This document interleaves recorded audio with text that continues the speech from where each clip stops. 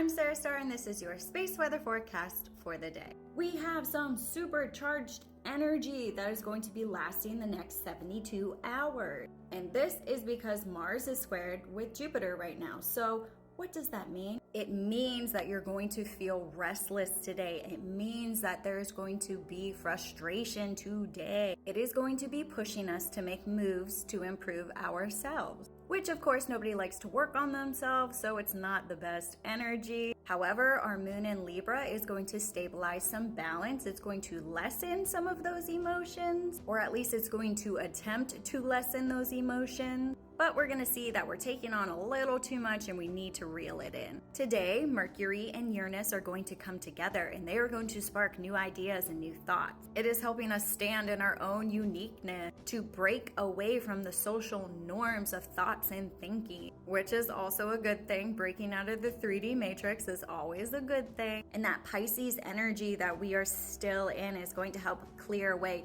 any of those burdens that are going to make us feel like we need to fit in and we need to identify with something. That is not the case. All you need to do is literally just be yourself and stand in your own power. Be the change that you want to see in the world. So let me know in the comments if you are feeling any of this energy today. And let's get into the sun. These are our solar flares that we are presented with today. Note that we have one solar flare so far today, which is a very low C-class flare. 3590 was still producing some light here, but notice the percentage has went down in our X-class flare. We are now at a 10%. The potential for that X-class flare percentage is mainly coming from, you guessed it, region 3590. Which is heading off of the limb of the sun now. We are presented with all of these solar spot regions, however, most are stable.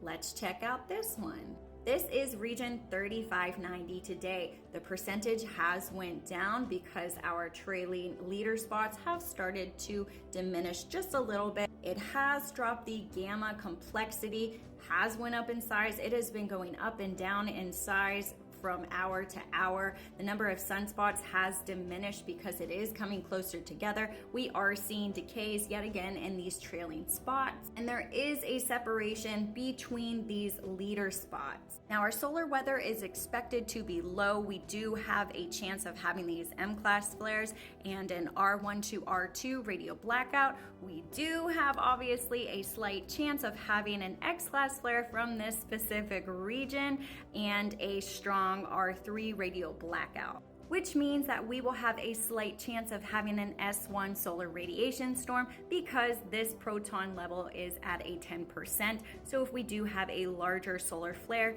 from this region with a CME associated with this flare, then we can definitely slip into those solar radiation storms. We did, however, have our solar winds weakly enhanced because we had a combination of plasma transients that were coming. Now we reached up to a KP5 level, up around 450 kilometers per second, and we are ranging around 420 kilometers per second, zero density, so they have definitely died down, but we did reach very minor geomagnetic 1 levels. Yet again, this is where we are at currently at 420 kilometers per second.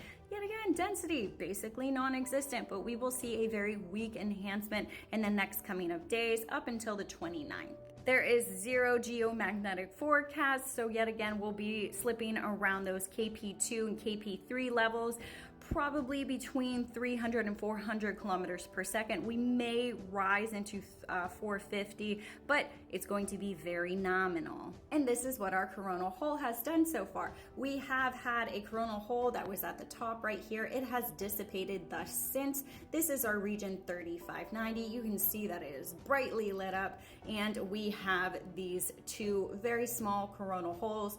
But remember, Earth is like half of the size of this, maybe not even. So yeah, these are very large coronal holes, but on the sun they are small, and they are right below our active region 3590. So yet again, if we do have a large coronal mass ejection from this region, these are going to push it into our atmosphere within the next 72 hours. And here's the Schumann today. So yet again, frequency is high. So we don't have too much on our amplitude. Frequency is saying otherwise. We do have this small grid pattern that is happening in our Schumann in Russia. We have a very small not a radio blackout, I'm sorry, a small blackout in our frequencies. Not too much to note. I think this is just a data processing issue. But here is a closer look. So we are getting these grid patterns yet again. Very interesting split right here, and just very interesting energy overall. Have you noticed the energy just being a little bit different? A good word for it would be exhausting, because the energy is going up and down and the planetary alignments are going which way and the other way, and a lot of those conjunctions are ending. So with the higher frequency coming in, that's going to drain your energy until you're able to expel enough and match that frequency. Once that happens, things will be a lot more comfortable. But remember to shield and cleanse your energy daily, especially if you are an empath or you're very sensitive to energies. Water is a very clearing modality, so I suggest either being around water, you can take a shower, you can let it cleanse yourself that way, or an Epsom salt bath or a borax bath or whatever type of bath you want. Go to the river, nobody cares. That's a good grounding way, by the way. Go bathe in a river, or just get into nature itself.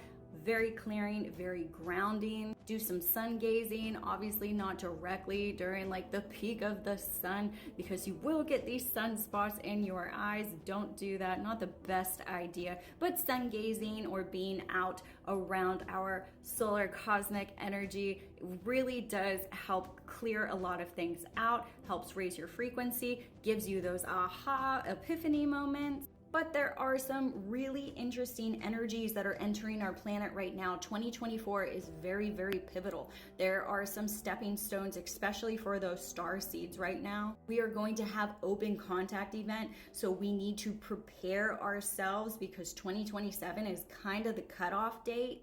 And a lot of people are going through their 3D aspects and dispelling them. You can see that kind of in social media already. People are picking up on that, especially with the Super Bowl disclosure there, with the news coming out about the Ravens being in it. I think people finally are kind of like waking up to the fact that media is definitely controlling which is good. Let them go, let them figure this out on their own. It's going to take some time, just like it took you some time to figure out that everything is an illusion. Be patient with those people. Stay away from those conspiracy theories, because yet again, we already know the information. They have to figure it out on themselves. Yet again, you can always entertain yourself with those conspiracy theories. It is good to stay on top of information. However, do not put your energy into it. You can inform yourself of these conspiracy theories, but I would suggest that you detach and stay more at a neutral space. We don't need more fear that is put into